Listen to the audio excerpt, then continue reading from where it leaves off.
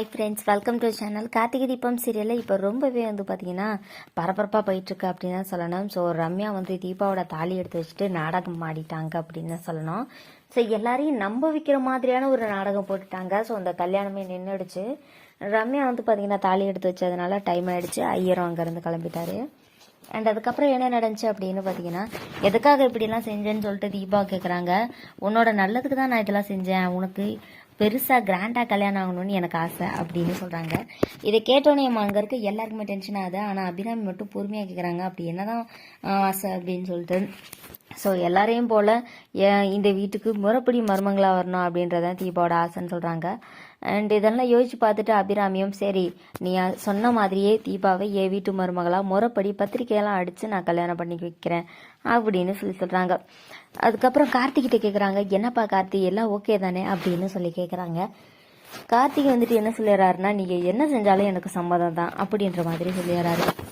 And அதுக்கப்புறம் இப்போ பார்த்தீங்கன்னா மைத்திலி என்ன கேட்குறாங்கன்னா, நீ எல்லாருக்கிட்டையும் மாட்டிட்டோன்றதுக்காக இப்படியெல்லாம் பேசிகிட்டு இருக்கியா அப்படின்னு சொல்லி கேட்குறாங்க. உடனே தீபா அண்ணி போது நிறுத்துங்க, தீபா என்னுடைய ஃப்ரெண்ட், அவள் எது செஞ்சாலும் அவள் நல்லதுக்காக தான் செய்வா, அதை விட்டுட்டு நீங்கள் தேவையில்லாமல் அவளை குறை சொல்லிகிட்டே இருக்காதீங்க அப்படின்னு சொல்லி தீபா சொல்கிறாங்க. ஸோ இது கேட்டோன்னே பார்த்தீங்கன்னா நம்ம மைத்திலிக்கு பயங்கர அப்செட் ஆகிடுது. மைத்திலி மீனாட்சி அங்கேருந்து கிளம்பிடுறாங்க. அண்ட் அடுத்து பார்த்தீங்கன்னா அபிராமி இந்த ஃபங்க்ஷனுக்கு, அதாவது கல்யாணத்துக்கு ரெடி ஆகிற வேலையெல்லாம் பார்க்குறாங்க. ஸோ அடுத்தது பார்த்தீங்கன்னா ஒரு நல்ல நாளாக பார்த்து மண்டபம்லாம் புக் பண்ணி பயங்கர கிராண்டாக நடக்கணும் அப்படின்னு சொல்லி கார்த்திகிட்ட கூப்பிட்டு பேசுகிறாங்க. கார்த்திக் என்ன சொல்கிறாருன்னா, நீங்கள் என்ன செஞ்சாலும் எனக்கு சம்மதம், நீங்கள் என்ன செய்ய சொல்கிறீங்களோ அதை மட்டும் நான் செய்கிறேன் அப்படின்னு சொல்லிட்டு சொல்லிடுறாரு கார்த்தியும். அண்ட் அதுக்கப்புறமேட்டு பார்த்தீங்கன்னா அபிராமி எனக்கு தெரியும்ப்பா கார்த்திக், உனக்கு அது பிடிக்கும்னு அப்படின்னு சொல்கிறாங்க.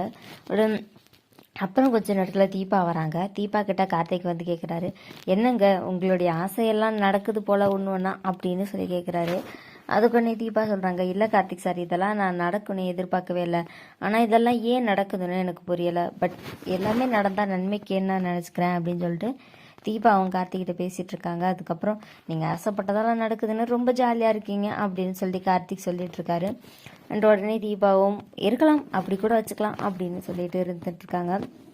ஆனால் ரம்யா வீட்டுக்கு போய் என்ன யோசிக்கிறாங்க அப்படின்னு பார்த்தீங்கன்னா, இந்த டைம் மிஸ் ஆகிட்ட தீபா, அடுத்த டைம் அந்த கிராண்டாக நடக்குது பாரு கல்யாணம், அந்த கல்யாணத்தில் கார்த்திக்கு மணப்பொண்ணா உட்கார போகிறதே நான் தான் அப்படின்னு சொல்லி மனசுக்குள்ளார நினச்சிக்கிட்டு இருக்காங்க.